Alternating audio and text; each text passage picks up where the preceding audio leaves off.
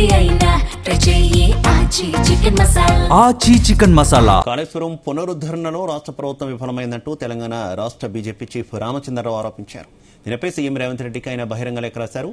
బ్యారేజీలను పునరుద్ధరణ పనులను కాంగ్రెస్ సర్కార్ గాలికి వదిలేసిందని లేఖలో పేర్కొన్నారు.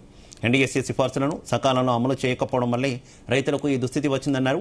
ఎన్డీఎస్ఏ ఇచ్చిన నివేదికను అడ్డుపెట్టుకుని సీఎం రేవంత్ ప్రజలను తప్పుదోవ పట్టిస్తున్నారని, మేడిగడ్డలో నీటిని నిల్వ చేయకుండాని కన్నెపల్లి పంప్ హౌస్ ద్వారా నీటిని ఎత్తిపోయవచ్చని రామచంద్రరావు తెలిపారు. ఇప్పటికైనా సీఎం రేవంత్ రెడ్డి రాజకీయాలు పక్కన పెట్టి ప్రజల కోసం కాళేశ్వరం నీటిని వినియోగంలోకి తీసుకురావాలని లేఖ ద్వారా విజ్ఞప్తి చేశారు రామచంద్రరావు.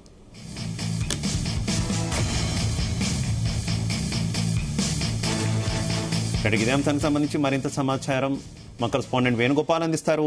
వేణుగోపాల్, కాళేశ్వరం ప్రాజెక్టుపై సీఎం రేవంత్ రెడ్డికి బీజేపీ రాష్ట్ర అధ్యక్షుడు బహిరంగ లేఖ రాశారు. ఇక కాళేశ్వరం 3 బ్యారేజీల పునరుద్ధరణలో కాంగ్రెస్ ప్రభుత్వం పూర్తిగా విఫలమైందని చెప్పి ఈ లేఖలో ఆరోపించారు. మేడిగడ్డ, అన్నారం, సుందిల్లా బ్యారేజీల పునరుద్ధరణ ఆలస్యంతో రైతులు, ప్రజలు తీవ్రంగా నష్టపోతున్నారని చెప్పి కూడా ఈ లేఖలో పేర్కొన్నారు.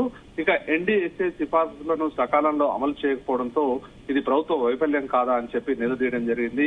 ఇక 2024, 2025, 2026లో 3 పూర్తి వర్కింగ్ సీజన్లు ఉన్న పునరుద్ధరణ పనులు పూర్తి చేయలేదు. ఇక 200 టీఎంసీలు గోదావరి నీటిని వినియోగించుకునే అవకాశాన్ని ప్రభుత్వం కోల్పోయిందని చెప్పి కూడా ఈ లేఖలో పేర్కొనడం జరిగింది. ఇక ఎన్డీఎస్ఏ ఇప్పటికే సమగ్ర పరీక్షలు, సాంకేతిక పరిశీలనలు, పునరుద్ధరణ చర్యలు సూచించినా ప్రభుత్వం నిర్లక్ష్యం చేసింది.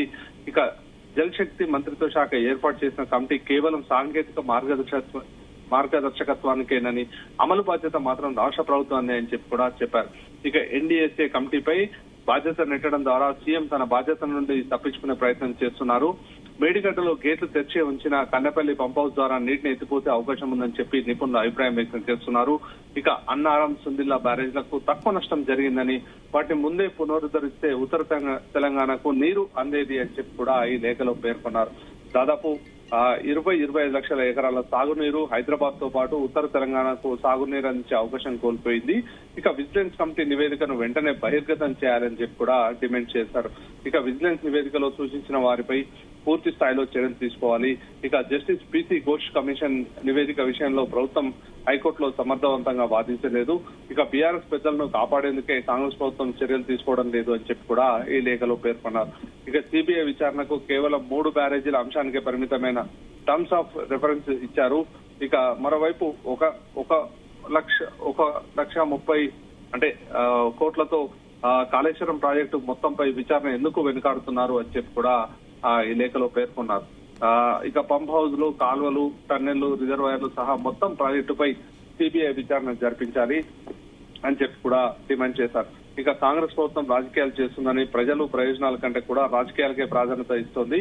ఇక కాళేశ్వరం నీటిని త్వరగా ప్రజలకు అందుబాటులోకి తీసుకురావాలి అని చెప్పి కూడా బీజేపీ రాష్ట్ర అధ్యక్షుడు రామచంద్రరావు ముఖ్యమంత్రికి బహిరంగ లేఖ రాశారు. Right, okay, thank you.